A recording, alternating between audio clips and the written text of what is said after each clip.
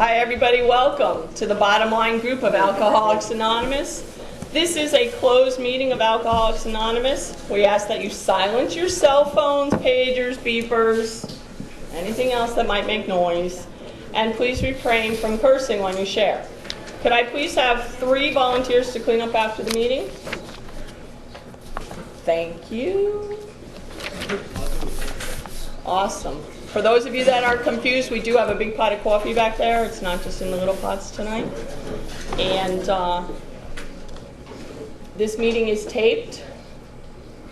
If you have a question, please stop the speaker and ask. And your name will be edited from the reproduction so that your anonymity is preserved, if you so wish. In support of AA singleness of purpose, attendance at closed meetings is limited to persons who have a desire to stop drinking. If you think you have a problem with alcohol, you're welcome to attend this meeting. We ask that when discussing our problems, we confine ourselves to those problems as they relate to alcoholism. If you'd care to join me, we'll start with a moment of silence, and then we'll open the meeting with the Serenity Prayer.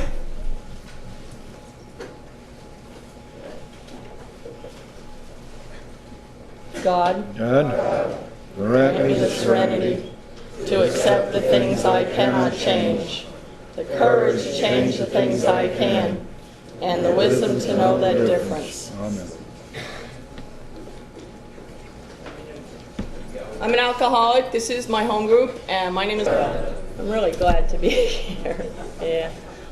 Is there anyone here for their first AA meeting? This truly is not to embarrass you, just so we can say hi and get to know you. Okay, anybody visiting out of town, coming back, got the blue finger disease? Where did this come from? What did I touch? That's fatal. Anybody that wants to say hi? Incurable. Hi. Hi. Welcome to all of you. Alcoholics Anonymous is a fellowship of men and women who share their experience, strength, and hope with each other that they may solve their common problem and help others to recover from alcoholism. The only requirement for membership is a desire to stop drinking.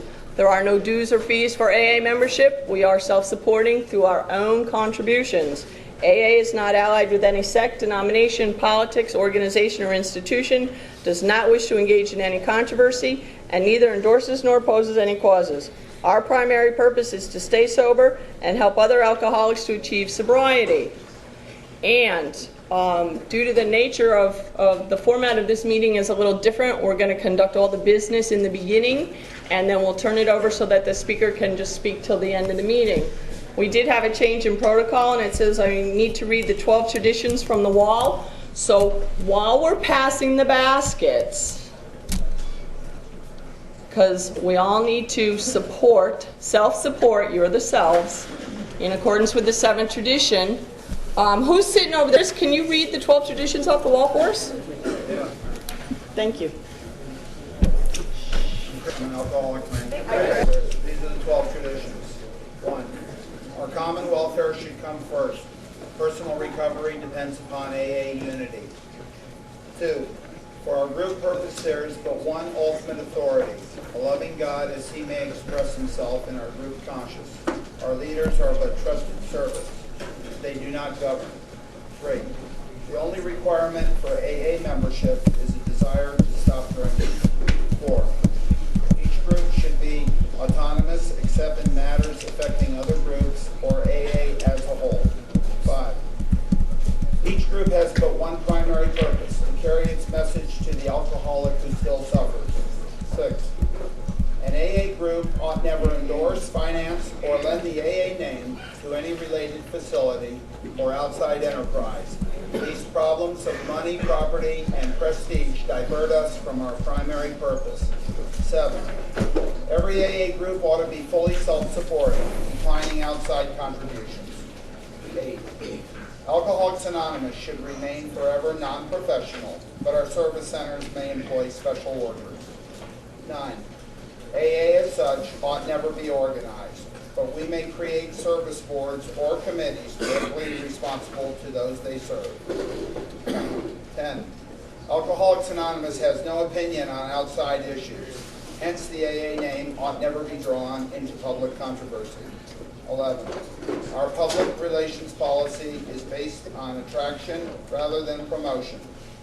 We need always maintain personal anonymity at the level of press, radio, and film.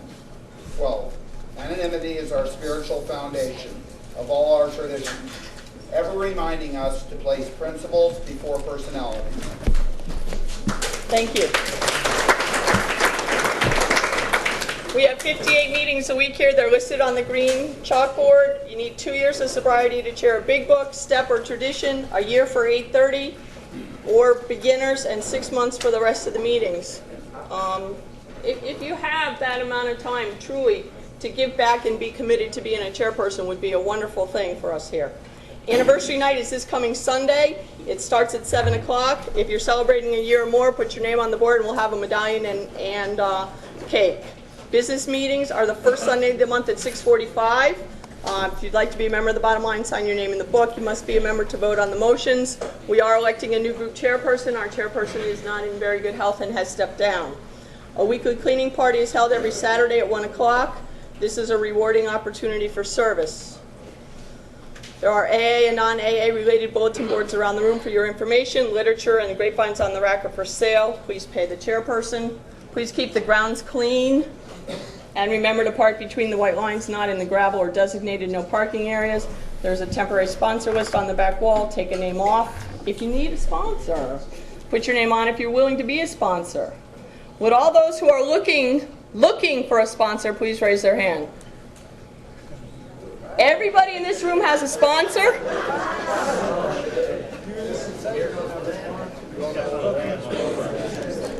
Well, then I guess there's no need for temporary sponsors tonight, okay? In case you were a little bit unsure of what I just asked, if you're willing to be a temporary sponsor, would you raise your hand? Okay, now all you that are looking and didn't want to raise your hand before, okay, I see. I know that in a room this size, there's got to be somebody without a sponsor. Thank you, the Bottomline group. Are there any announcements for the good of AA? Get rid of the word temporary sponsor. Maybe more people will raise their hand. Come to the business meeting and make a motion. At this point, I need somebody to do the chips.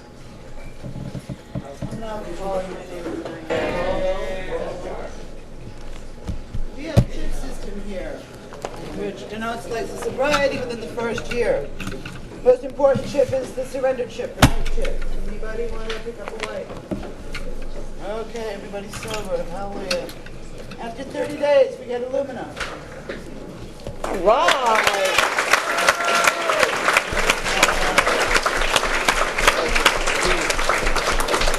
Carl and Jean. All right. Oh.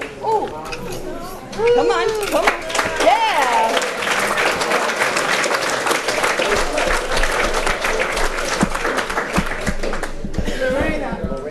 All right, Lorraine. I should know her name. I stink with names after 3 years. Red chip, 3 months or 90 days, however you keep in count. Okie dokie. Blue chip, 6 months.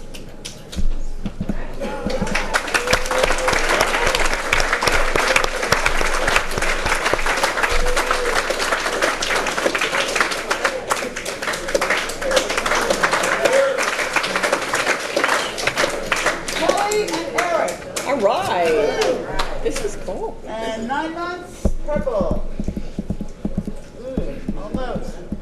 After a year or more, put your name on the anniversary board. Go get a cake, help you eat it, and get to see how it was done by everybody who picks up a medallion. If you haven't had a drink, don't, and give your higher power a hand. All right, that's it. We're done with the official business. Yes. At this point, I'm going to turn the meeting over to our speaker, and then I'm going to go wash my hands. Did you do this to me Yes. It's when I a, wasn't looking? Where did I put my fingers? Blue fingers are fatal disease. Oh, okay. Well, the good Incurable. news is incurable as opposed to my alcoholism. What do you think the doctor's opinion would say about blue fingers? And the doctor's opinion is exactly where we're at in the book of Alcoholics Anonymous, the textbook to recovery, to working a program of recovery, and to share about that tonight with all of us. Help me welcome Jim.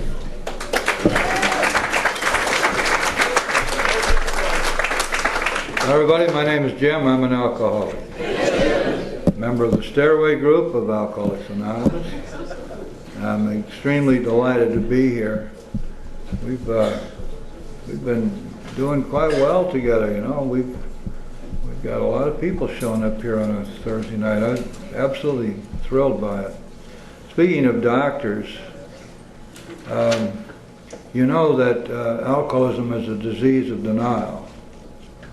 And one of us went in to see a doctor, and the doctor said, "I'm very sorry to tell you this, but you're an alcoholic." "Oh, I couldn't be. I want a second opinion." "Okay, you can have a second opinion. You're also ugly."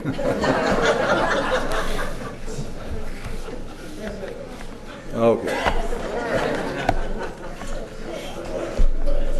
Let's open our books up, please, to the doctor's opinion, which we will find on page Roman 13 in the third edition, XXIII, and I'm sorry, 23, and the fourth edition, it's Roman 25, XXV. Before we get into the book, let's review a little bit what's going on here with this doctor guy, this Dr. Silkworth. You know, in about 1876 or 78, somewhere in there, was a fellow named Moreau in France. He was a doctor, and he had quite a bit of experience with alcoholics and with addicts. And he wrote an article which was published in the French version of the medical journal, in which he stated that it was his opinion that alcoholics had a disease, that alcoholism was a disease. And the response from his peers, not only the practicing doctors, but the academics and the psychiatrists and everybody, said he was nuts, that this was totally unprofessional, that he ought to be banned forever from the profession, never allowed to publish again for coming up with such a ridiculous theory. And of course the upshot of all this was he never opened his mouth again about this idea that he had.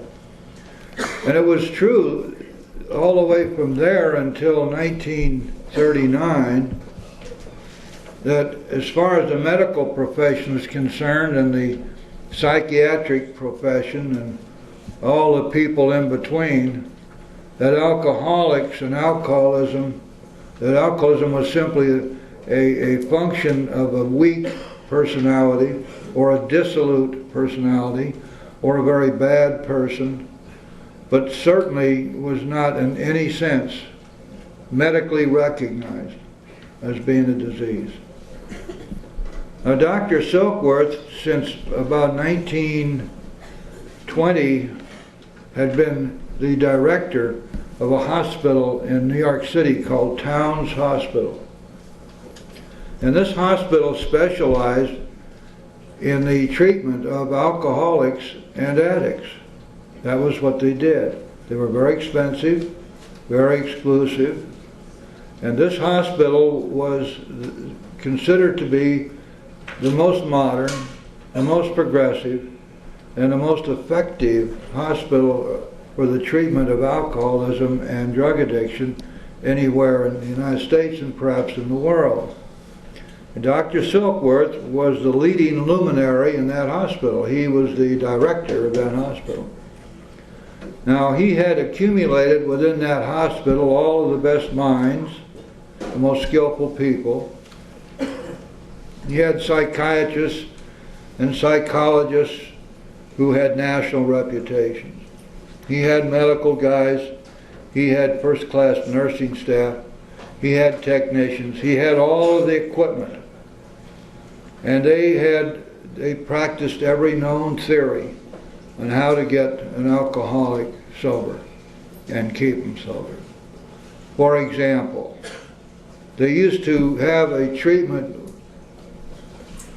where they used a deadly poison called belladonna. And they would give these poor suckers coming in there this poison. Somehow or another this was supposed to be a specific to relieve them of their alcoholism. Of course they had hot baths and cold baths.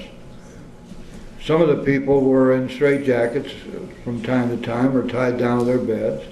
They had the psychiatrist on staff who would spend as much time as necessary with these people to tear their psyche apart, find out everything there was to know about them, teach them exactly why they drank, give them complete knowledge about themselves.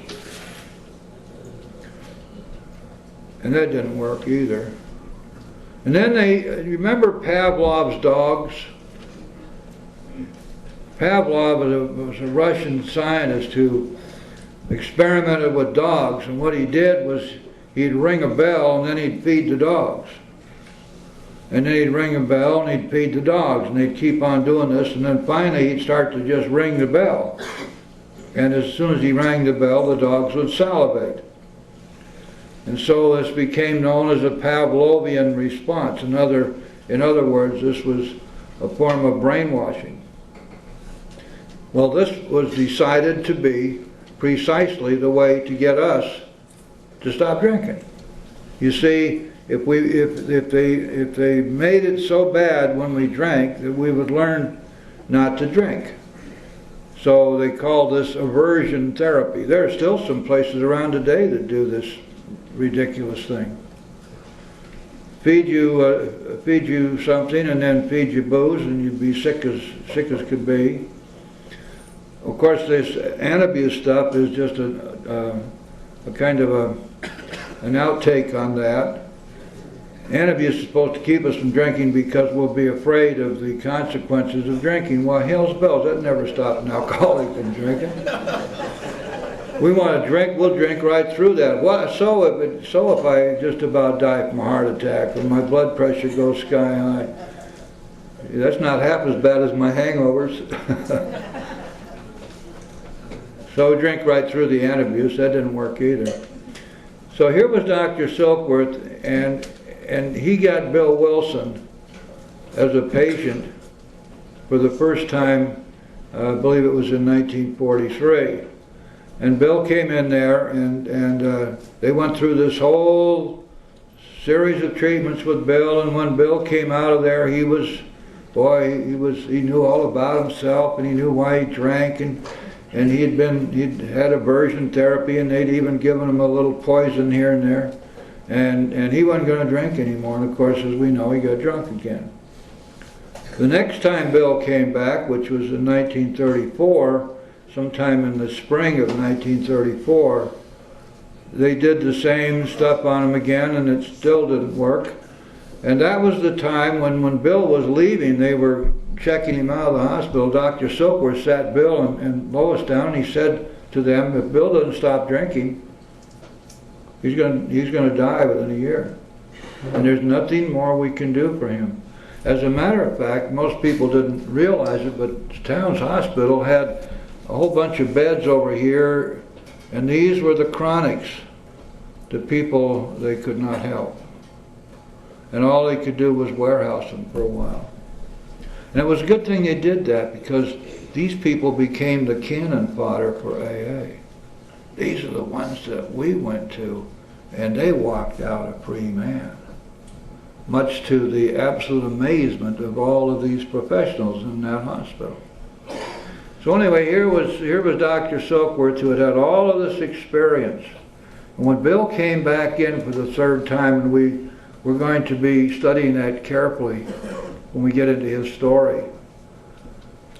And Bill, with Ebby's help, and with the example of Roland Hazard,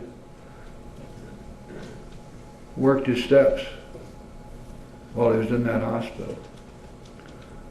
And then 6 months later, he came back. He'd been in a few times to see what was going on, but about 6 months later he came back and he hadn't been able to get anybody sober. And that was when Dr. Silkworth gave him the clues that he needed to have, which he could then carry with him, and he did when he went to Akron a few days later. And what Dr. Silkworth had told him he needed to do, he did when he saw Dr. Bob, and it worked. Now, just to show you how important that little meeting was, what Dr. Silkworth told Bill to do back there in 1935, in June of 35, or May, that's what we find in chapter 7. The first 8 pages of chapter 7 are an expanded version of what Dr. Silkworth told Bill before Bill went to Akron. In essence, he told him, you're going to have to tell him what's wrong with him, Bill. It isn't enough to say on your knees, fella, and start praying. They're going to have to know that you know what you're talking about. Tell them about yourself. Tell them how you drank. Tell them how alcohol affected you. Tell them how you tried to stop and couldn't. Tell them what's wrong with them if they're an alcoholic like you. Tell them about the disease and tell them how you recovered. And so that's the way Bill did it when he went to Akron. You see, all these things had to happen for us to be here. It's amazing how many events had to take place in just the sequence they took place and in the time frame they took place in order for there to be an AA. We wouldn't be here. I'd be long, long dead by now. Some of you maybe too. But thank you God, all of these things that had to happen did happen, just as they needed to happen. And we, and our recovery, though we did not know it, was hanging by one slender thread after another back there in those days.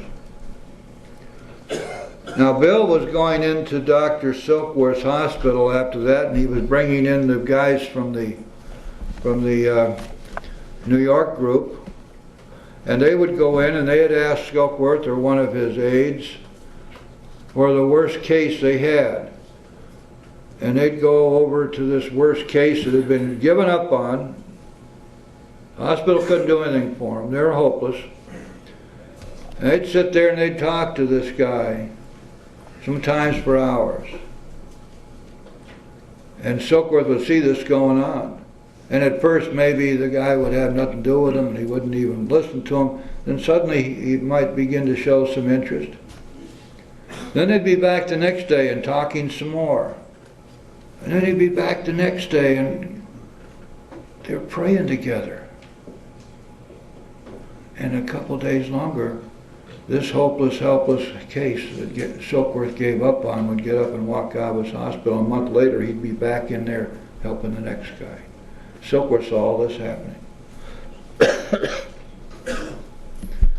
And so when it came time for the writing of the big book, they turned to Dr. Silkworth, asking him first of all for a letter, which they had asked him if he would do something which they felt they needed, because nobody knew these guys from Adams off Ox, and they were planning to put a book out there in the market, and they were hoping that people would buy it and pay attention to it. They needed something to give them credibility, so they asked Dr. Silkworth to write a letter which they could put into this book, because he was the eminent guy.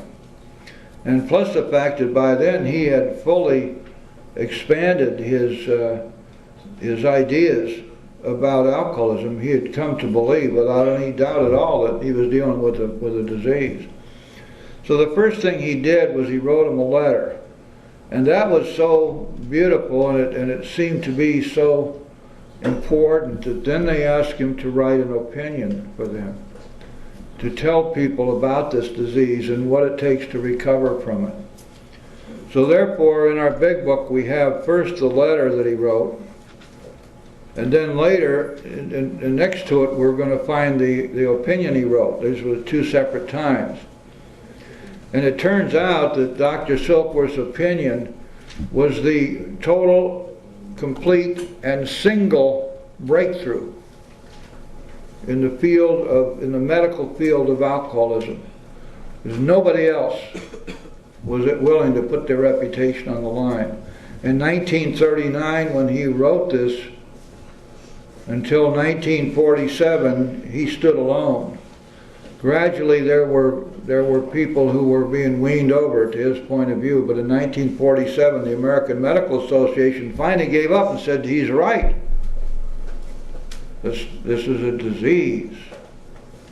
Dr. Silkworth's opinion, when we read it, I want you to think about it in a little different light. It's not just a filler in the big book. This opinion ought to have had the Nobel Prize in Medicine in 1939. It's perhaps had more far-reaching results and effect on more human beings throughout the whole world than any other medical discovery or medical opinion or medical article ever written. Just think of the millions and millions who have been reached by this. And he was right. And not that Dr. Silkworth was looking for vindication, he was not. He was so happy he had found that there was an answer for these chronics that he couldn't help. And the answer turned out to be a spiritual awakening. The awakening of the spirit. Going from a place of rebellion and defiance and denial to a place of surrender and obedience by the use of 12 spiritual principles we call the 12 steps. Now turn please to page 23 or 25, depending on what edition you have. The doctor's opinion. We of Alcoholics Anonymous believe that the reader will be interested in the medical estimate of the plan of recovery described in this book. You see what they're shooting for here? They had asked Dr. Silkworth to try to do something here which would validate their efforts. That he being the medical man, they asked him to write a medical estimate on the efficacy of the plan of recovery which they describe in this book. Convincing testimony must surely come from medical men who have had experience with the sufferings of our members and have witnessed our return to health. Now, there were a whole bunch of doctors out there by this time who were amazed because the people, their patients, their alcoholic patients they'd given up on were recovering, clearly recovering. They didn't know how, they couldn't, they would probably have loved to take credit for themselves.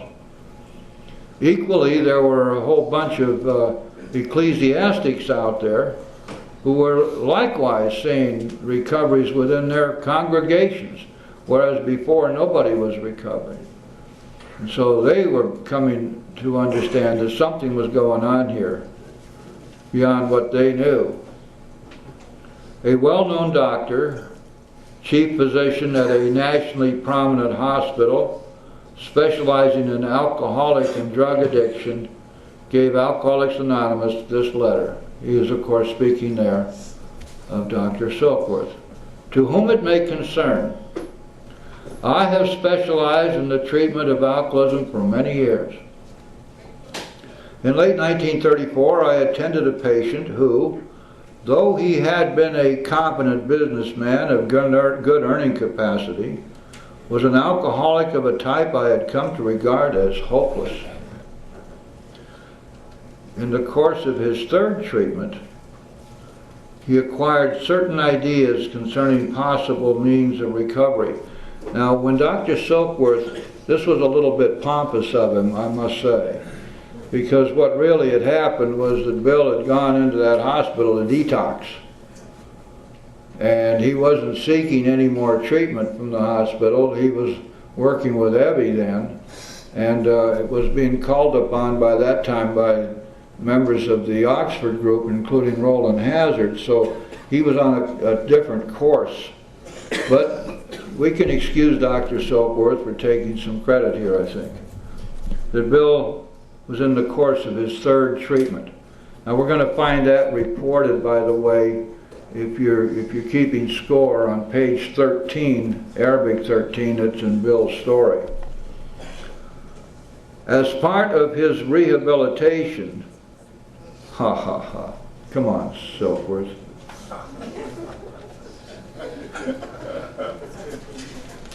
He commenced to present his conceptions to other alcoholics, impressing upon them that they must do likewise with still others. Now we're going to find that on page 14 at the bottom of the page. We're going to find that while Bill was still in Silkworth's hospital, he was inspired to believe and to understand that there must be thousands more alcoholics out there who could very well profit from what he'd been given, and it was important for him to carry this to them. And he took this idea to his friend Ebby, and Ebby said, absolutely, Bill, faith without works is dead. And it was then that Bill was inspired to believe and to understand, and he gave us the rule, which so many people, I don't know if they've ever read it or not, but it's right there at the bottom of page 14, top of page 15, that if an alcoholic fails to enlarge and perfect his spiritual life through work and self-sacrifice for other alcoholics, he cannot survive the certain trials and low spots ahead, and he will drink again. And this is the basis upon which the whole program operates. We are given this grace and we give it away. We're given more grace and we give that away. And on and on. And the people we give it away to, they get their own grace and they give that away. And then it spreads out and out and out and out and out. And so Silkworth says that they must do likewise with still others. And of course he saw that this was not a one-time deal. You see, it was a self-perpetuating chain, a human chain. This has become the basis of a rapidly growing fellowship of these men and their families. Please notice that Dr. Silkworth was aware of something that we are woefully unaware of today, that this is a family disease. And the meetings which they were holding in those days were meetings with the families. Read the chapter to wives, read the chapter to family afterward, and you'll see. They recognized that the wives needed to be involved, and that and even the children were involved. And this was not some kind of a stylized meeting where if you don't read everything exactly as in the format, somebody's likely to have a crazy fit.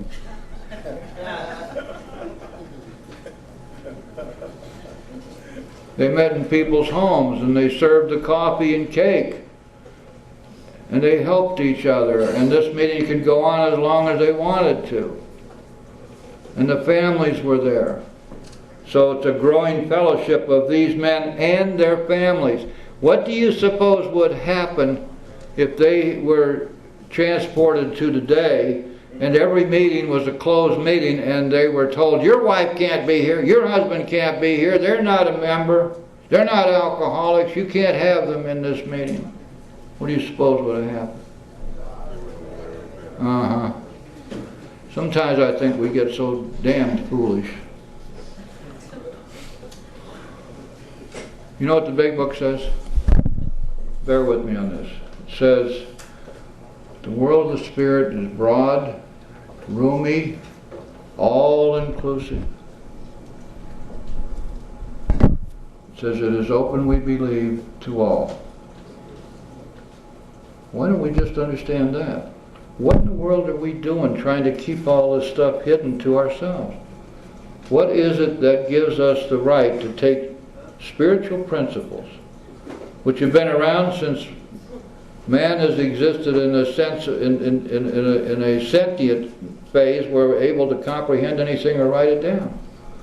Been around all that time. And we take these spiritual principles and we clutch them to our bosoms, and we say, these are ours, you can't have them.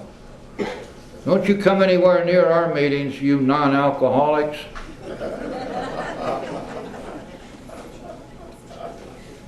And I'm scared to death you might rat me out. You're going to run right down to my banker and tell him I'm an alkie. You're going to run over to the PTA and tell them I'm an alkie. We can't let you do that.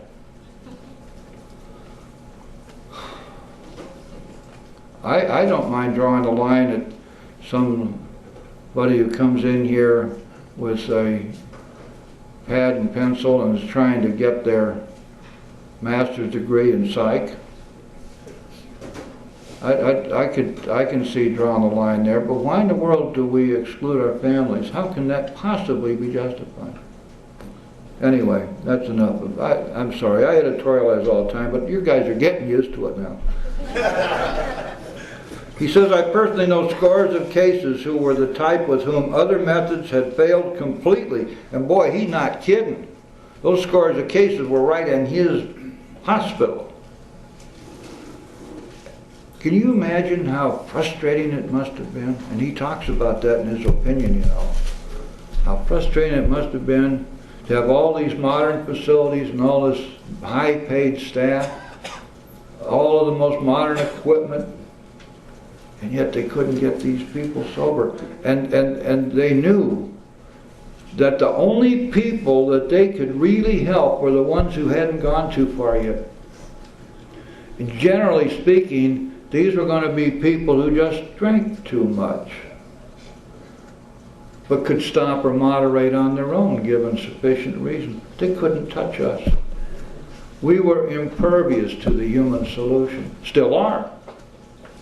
But sometimes I wonder if we've got that through our thick skulls. We are impervious to the human solution. It does not work for us. It doesn't. Because our problem, being a spiritual problem, has no truck whatsoever with human solutions. The solution has to be a spiritual solution. Going on down the bottom of that page, these facts appear to be of extreme medical importance because of the extraordinary possibilities of rapid growth inherent in this group. They may mark a new epoch in the annals of alcoholism. How much of a prophet was he? Wow. He saw it coming. But of course, you remember, this guy had been immersed in this business of treating alcoholics and addicts for a long time, and he realized the extent of the need. I mean, just huge percentage of the population afflicted with this disease. These men may well have a remedy for thousands of situations. Dr. Silkworth tried millions upon millions upon millions. But nevertheless, he was on the right track, wasn't he? Now, this next sentence would be what I would love to have as my epitaph.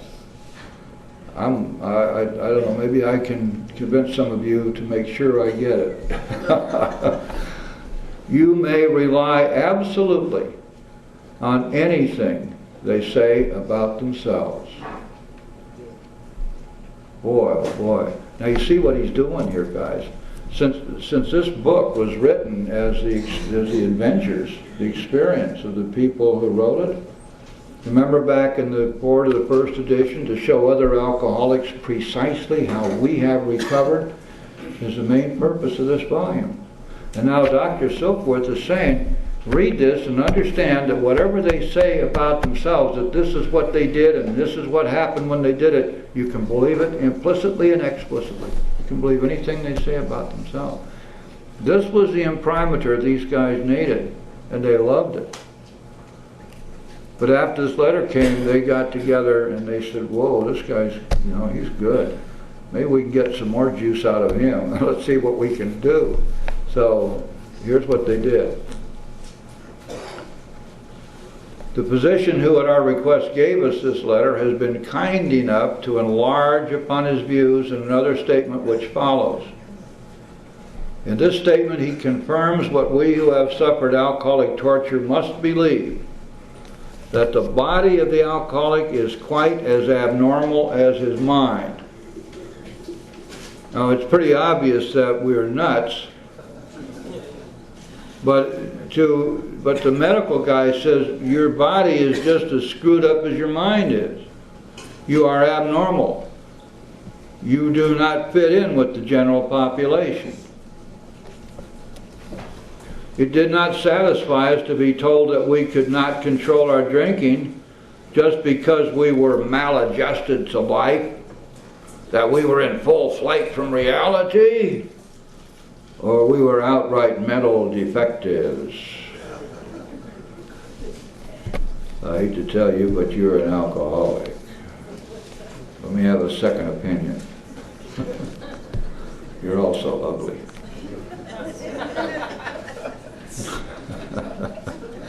Can you just hear people pontificating on these terms? You're sitting and you come to somebody and you're some gigantic medical guy or psychiatric guy with a great reputation, and you're paying a ton of money to this guy, and he says, well, you see what's wrong with you, Jim? You're just maladjusted to life. Gosh, I know that, Doc. My life is a mess. I mean, there's no doubt that I'm not doing very well. That's why I'm here. Oh, well, then it must be that you're in full flight from reality. Now, in those days, there was no political correctness, so you can imagine this doctor sitting there with his pipe, you know. You're in full flight from reality. That'll be another $100, please. Now, if I don't accept that, and I say, no, Doc, I'm accepting all this as real, well, then I hate to tell you, son, but you're a mental defective. Jeez, you know, but this is what it was. This is what it was. Well, how do you get past that? How do you find somebody who's going to be willing to treat you when their opinion of you is that you're mentally defective, full flight from reality, and you're maladjusted? Okay. These things were true to some extent, in fact to a considerable extent with some of us, but we are sure that our bodies were sickened as well. In our belief, listen to this now, in our belief, any picture of the alcoholic which leaves out this physical factor is incomplete. Well, that's certainly true, but let's turn it around. If you don't have the physical factor, you ain't no alcoholic. If you don't have this reaction of your body to the ingestion of alcohol, you by definition are not an alcoholic. There are lots of people around these rooms who are not alcoholics. They can drink alcohol without the phenomenon of craving kicking in. They don't have the allergy. But that's okay. We're very happy that they're here.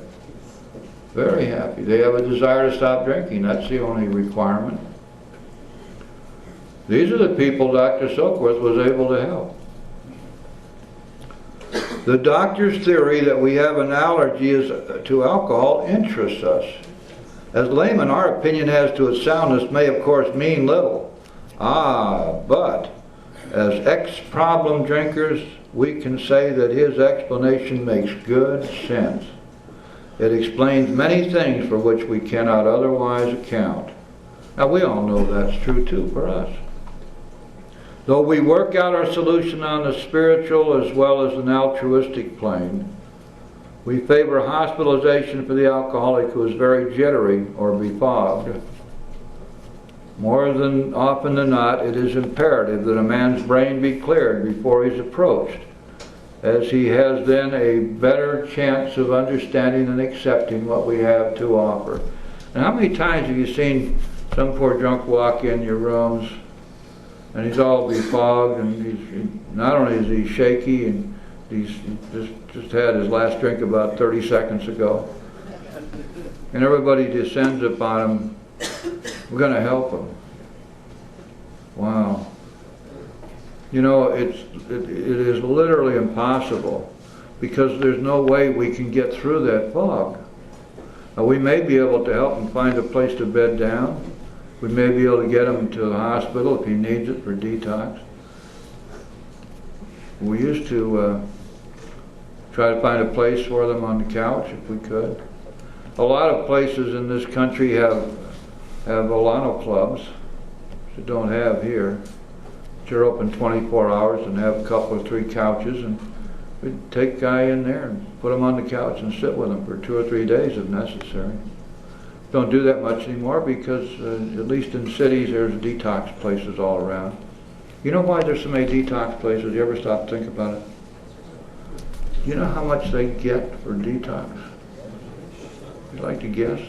By insurance companies or the government? $500 to $800 a day. Now, you try to get a detox now because the cities have gotten a little bit tighter on their zoning. If you go down and take a look at the zoning map for the city of Miami, you're going to find that they have little clusters where it's okay to have a detox. But of course, if you look at the, try to buy some property in there, you'll find that it's totally impossible. This is tended to make a monopoly out of the existing detox places. And they get huge amounts. That's a tremendously lucrative business. I suppose there'd be a whole bunch more of them if they'd allow them. I'm sure there would be. But in any event, it's very difficult, if not impossible, to work with somebody who's drunk. And the big book talks about that in the 7th chapter and tells us to at least wait until, you know, they've come down a bit. And let them get a little bit remorseful. Let them be in a mood to at least listen to what you have to say. And that certainly works a lot better. If you're going to mess with them, though, and you're not taking them to the hospital or detox, you better have some booze around. You don't want them dying on you. You might have to stick a little bit into them just to keep them going. Okay, now we've come to page 27, Roman 27, or Roman 25, if you're in the 3rd edition. And this begins the doctor's opinion. The doctor writes, "The subject presented in this book seems to me to be of paramount importance to those afflicted with alcoholic addiction. I say this after many years' experience as medical director of one of the oldest hospitals in the country treating alcoholic and drug addiction. It was therefore a sense of real satisfaction when I was asked to contribute a few words on a subject which is covered in such masterly detail in these pages." And he is right. You won't find anything comparable to this big book in any of the literature anywhere on this subject, believe me. We doctors have realized for a long time that some form of moral psychology was of urgent importance to alcoholics, but its application presented difficulties beyond our conception. Think about moral psychology. Dr. Silkworth, I think, and his reputation is that he was somewhat of an agnostic.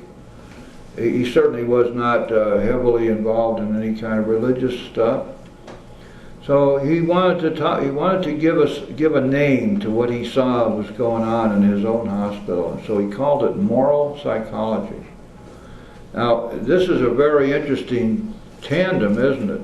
On the one hand, you have morals, and on the other hand, you have psychology. And you'd have to wonder how it is that these two things are tied together. Isn't that an oxymoron sometimes? Probably. But it certainly does not mean that everything that is moral has some kind of a psychological explanation, nor is it tied with psychology at all. What are morals? It has nothing to do with psychology in the ultimate sense, does it? But nevertheless, this is what Dr. Silkworth chose to call what he saw happening in his hospital. He saw miracles of healing going on, and he saw these guys praying. He had to know that there was a higher power involved. He had to know it. And he did. He did know. But he was being very, very careful here. but he admits that it presented difficulties beyond their conceptions, their ability to handle. In other words, they were powerless. With our ultra-modern standards, our scientific approach to everything, we are perhaps not well equipped to apply the powers of good that lie outside our synthetic knowledge. Man, that's, and you know, if the powers of good, if you, be very simple, wouldn't it, to put a capital G on that and take out one O. And so, we know what Dr. Silkworth's talking about here. We are perhaps not well equipped to apply the powers of good that lie outside our synthetic knowledge. Now, when we read the three pertinent ideas, no human power could restore us, to whatever it says. I almost never stumble over the big book, guys, so you know you just caught me in one of those rare moments. It must be probably a senior moment of some kind. Or one of those strange mental lapses. But he's talking about something here where he's expressing complete frustration. What in the world is this hospital there for if it isn't to get these chronics sober? To be able to treat the addict and the alcoholic who are dying from alcoholism or drug addiction. And he can't help them. And he's admitting it here. Outside our synthetic knowledge. What a wonderful word, synthetic. You know what that means? It means human solutions, doesn't it? Synthesized knowledge. We have synthesized all this stuff. Synthetic, like I don't know, like nylon or something that isn't even man-made. I mean, it isn't even made in nature, it's man-made. And that's exactly what their treatment facility was. It was a man-made facility, using man-made methods against a spiritual problem which was absolutely resistant to their methods. Many years ago, one of the leading contributors of this book came under our care in this hospital, and while here, he acquired some ideas which he put into practical application at once. What a neat way of telling. Oh man, he acquired some ideas which he put into practical application. You see how hard it is for Silkworth to say that we had this guy come in here for the third time and we couldn't help him. He was here twice before and we weren't able to help him at all. He was a hopeless, helpless alcoholic who was going to die in a year if he didn't quit drinking, and we couldn't help him stop drinking. He came back for the third time, and there was a guy wandering around here that was talking to him, and they were praying together, and he got up and he walked out, and he's been coming back ever since trying to help the other people in my hospital that I can't help. And he's doing it. But he says he acquired some ideas. Oh. How about he was taught some spiritual principles and how to apply them in his life? That's exactly what happened. Later, he requested the privilege of being allowed to tell his story to other patients here, and with some misgiving, we consented. Boy, I'll tell you what, that misgiving goes on today, doesn't it? Try to get some of these treatment centers to let you come in and do anything with their, what do they call them now, clients?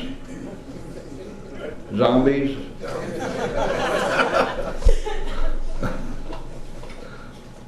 Thorazine shufflers? There's one outfit down in Miami, and years ago I used to go in there, and so did Janine, and they would let us go in and we could grab off 2 or 3 of their clients and we put them through the steps right there while they were in the treatment center. Boy, they put a stop to that. They couldn't stand that crap around them. I mean, after all, these were people who were highly trained in all of the healing arts, including group therapy. Oh man. Janine and I'd go in there and we'd tell these people when we could get them aside, get the hell off of that medication. All you're doing is walking around here with your eyeballs popping out, and I can't even get 2 words out of you that make any sense. They didn't like that either. So then they asked me to come in and do a step series. So I'd go in and do the step series. Remember that, Janine? And they used that hour when I was doing the steps for their clients to go to their counselors. So they were constantly running in and out, going to their counselors. They used that kind of like counselor's free time or something. I finally said, this, you know, hell with this. This is no good. Anyway, that's just another story. Let's see, where were we here? Oh yeah, with some misgivings, we consented. We were very big about it. The cases we have followed through have been most interesting. Did you just see that guy with the pipe? Most interesting. In fact, many of them were amazing. Well, I hope to tell you they were.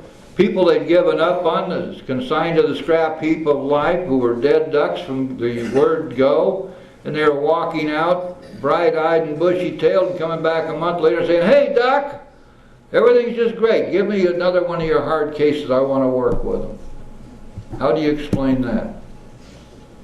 The unselfishness of these men as we have come to know them, the entire absence of profit motive, and their community spirit is indeed inspiring to one who has labored long and wearily in this alcoholic field. Oh, that reminds me, I've been going down to the Keys a little bit, and there's a meeting down there in Isla Morada, and I've been doing the steps for them down there on Tuesdays, and this guy came over to me the other night. He said, "What do you charge for your 12-step work?" I said, "Well, I got a pretty big fee. You got a lot of money." The guy, he took me seriously, and I said, no, I don't charge anything." "You don't? You don't charge?" And I said, no. I said, "Well, I thought you did. That's what people have been telling me, that that's what you're down here. You're trying to get people that you can charge to do their steps with." I said, "Man, that's the first time in 37 years, the first time anybody's come up with that one. You ever heard that before, Janine?" Nobody said that about me that I know of. Maybe they did, but it was weird. Anyway, people are weird. The unselfishness, now he's talking about, you know, that these guys were giving up their time. And who does that? Where do you go any place? I mean, every once in a while, about every 100 years, Sister Teresa appears and they make her a saint. And we go around doing this stuff all day long, every day, you know, but we don't take credit for it, do we? As a matter of fact, what we do is we bless God, we thank Him because He's given us the opportunity to have a life filled with the greatest joy a human being can ever know, which is to be helpful to another human being. They believe in themselves and still more in the power which pulls chronic alcoholics back from the gates of death. Silkworth, you finally got it right. Power capitalized with a big P. That's got to be a deity, and we probably will have no argument from you if we call that deity God. And he's saying now, they believe in themselves and still more in the power which pulls chronic alcoholics back from the gates of death. And it is that power alone which does it. Because he knows that all the human solutions fail. There's only one answer, and he knows it, and he sees it. It is God. Okay, somebody mark this place in your book, will you, so I don't get lost next week when I come back. We'll start at the bottom of page 27 or 25, as the case may be. And Linda, you take over, my dear. Thanks very much.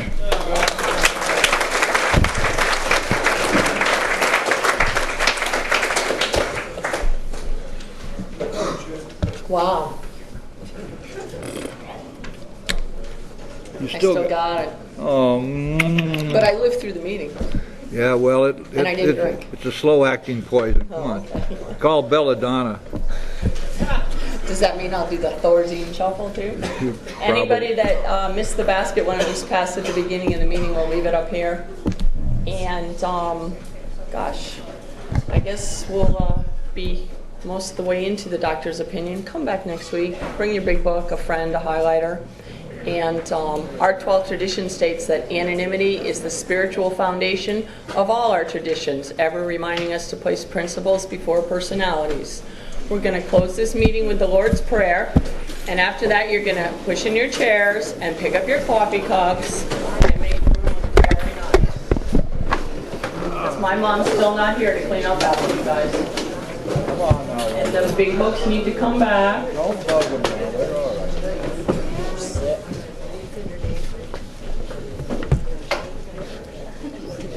Come on, hop in there, dear.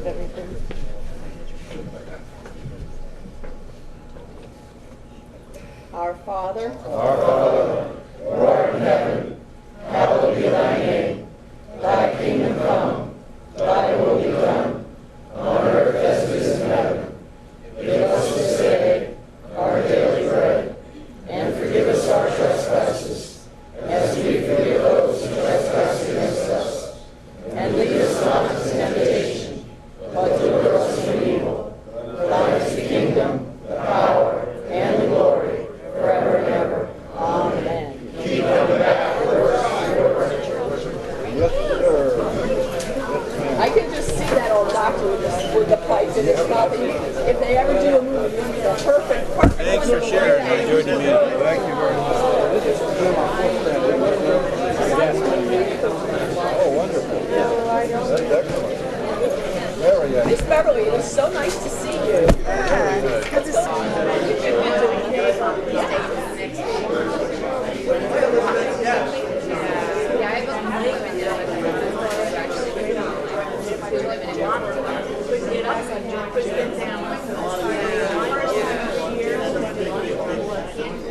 I know, but it's weird. That's why I said to like, but I was for you.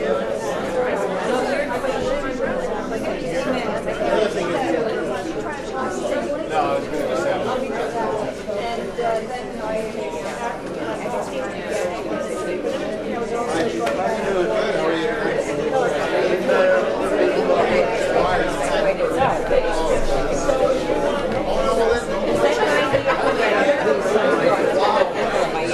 I just got over it. I got over it. I'm not sure what it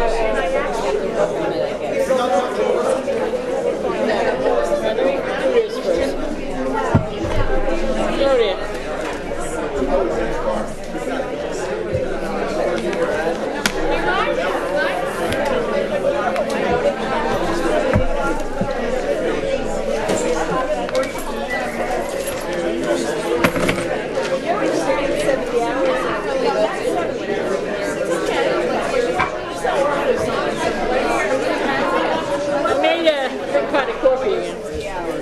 Oh yeah, hi, how you doing? Hey, how are you, Mary? All right, hanging in there, honey. Hanging in there.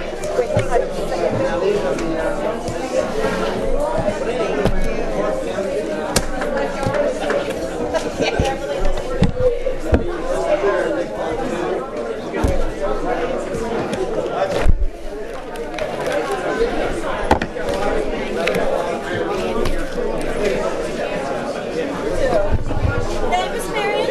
Take care. Hang around a minute. Yeah. What?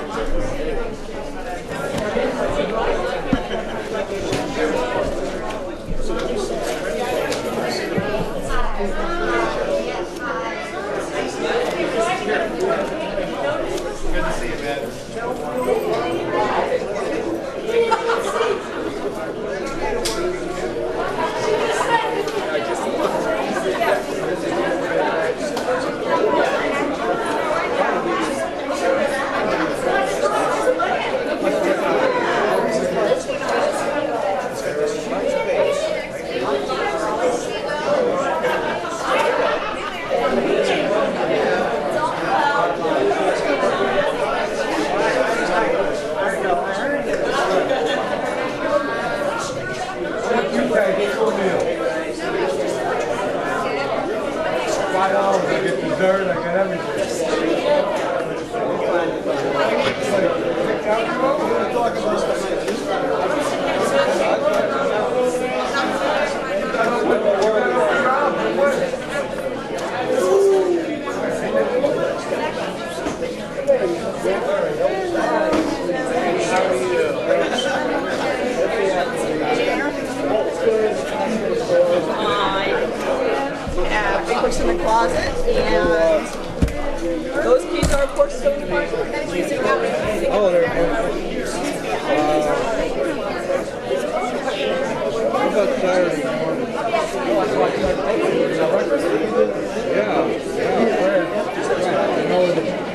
Steiner is? Dixie. Get off Atlantic, come up with Dixie, we're going toward the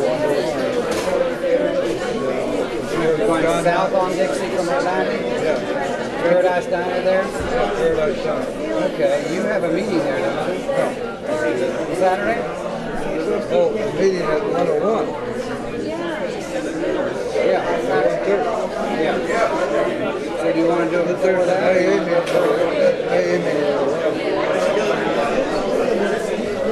You go to the 11 o'clock? Yeah. Okay, so we'll meet like 9. And it's called Paradise Diner. Yeah. It's on the way to, For Atlantic, you make a right, going south on Atlantic. You'll be on your left, head where John Knox Village is. There's a signal there. Saturday morning, 9 o'clock. See that.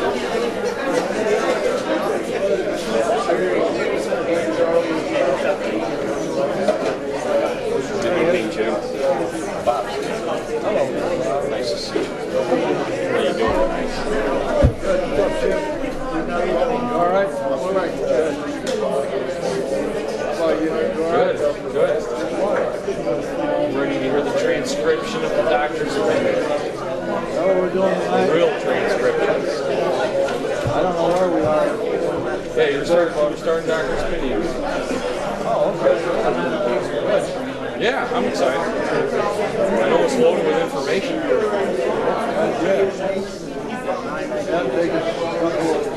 You don't watch any of the NASCAR? No, I haven't. I've been damn busy. I've been able to get out and watch.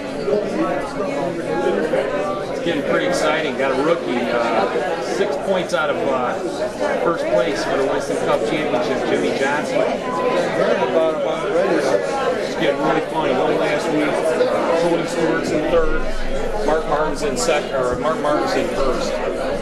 He's Jeff Gordon. Gordon's been dropping off. He got in a wreck last week. Yeah, he ended up, it took him about 50 laps to get his car back on the track, so. Well, he and Junior had 1-2 on the pole. Yeah, they did.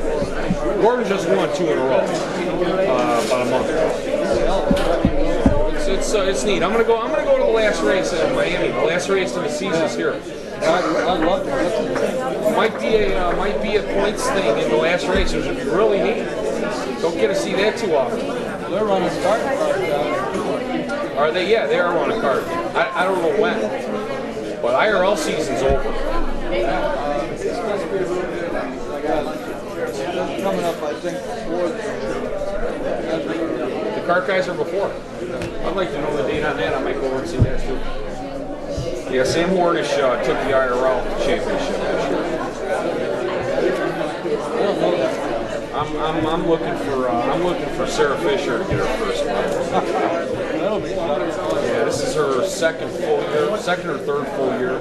She took the pole to Kansas City this year, which was neat. 226 miles.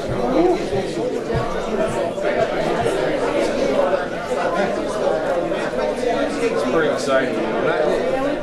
Since they split kart and IRL, the 2 leagues now instead of the one, they've really hurt the fan base, but they're both still fun to watch.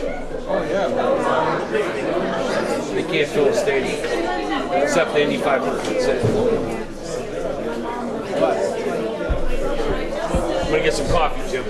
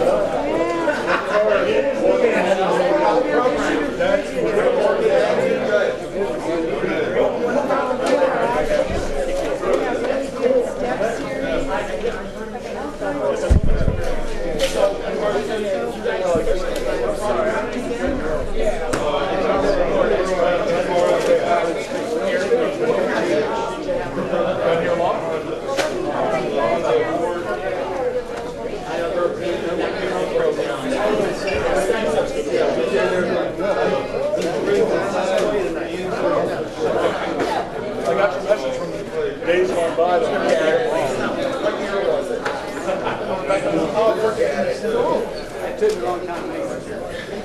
Good, I'm glad you guys are both. We're back to sober. Stay happy.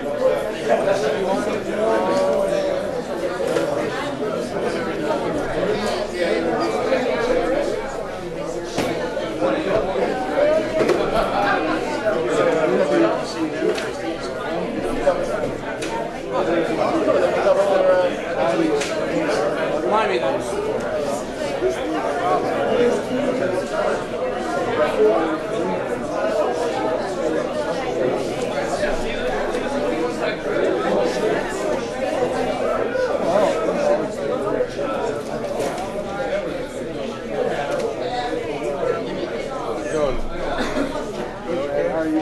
Doing great. I'm on my fourth step now, and I'm so grateful for things. I'm going right along.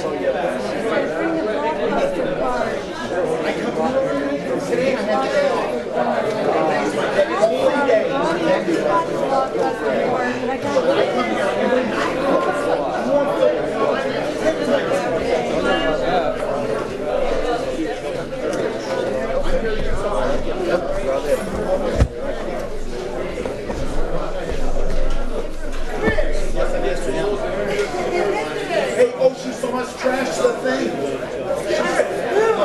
She saw I fixed it. Just switch it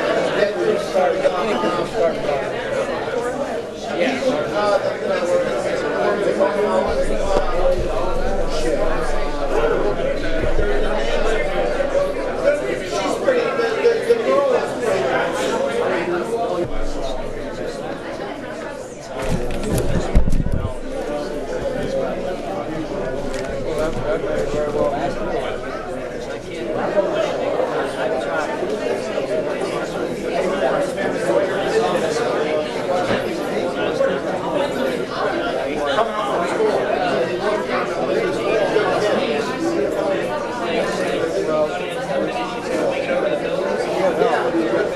He's talked to me.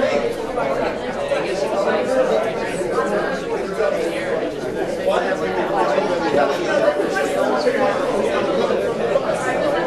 On my script, the next street. Then they cut through the picture. You have the blood? Oh, man. Yeah, that was pretty good blood. It's a present for you that I forgot. When you buy these cases, how much do they cost? Oh, whatever CD came in. I'll buy it. Yeah, but if you buy like a load of CDs, You can get a bunch of them for $20.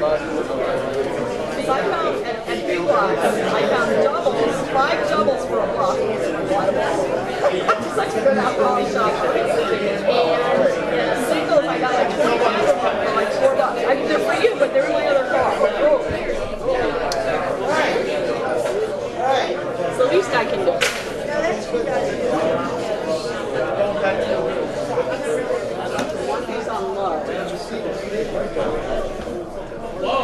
probably put them all on high.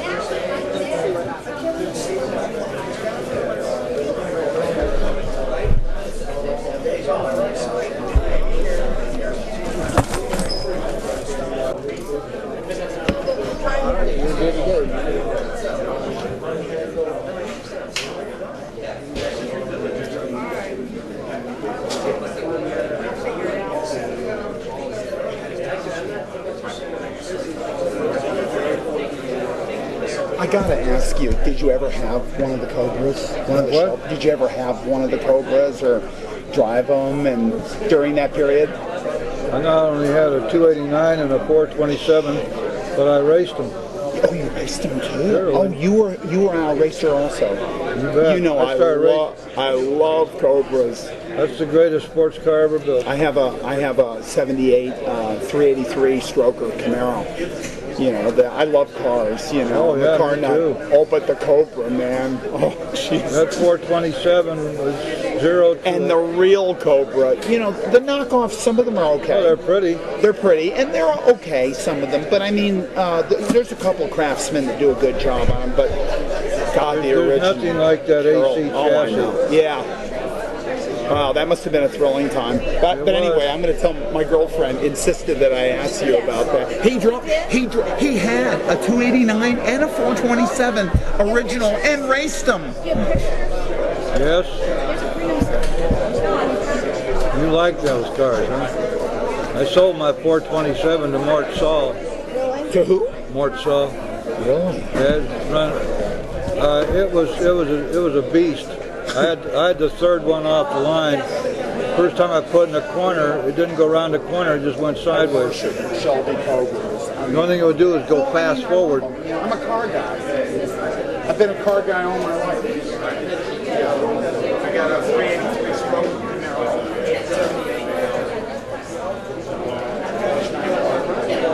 Well, I think I could have liked it.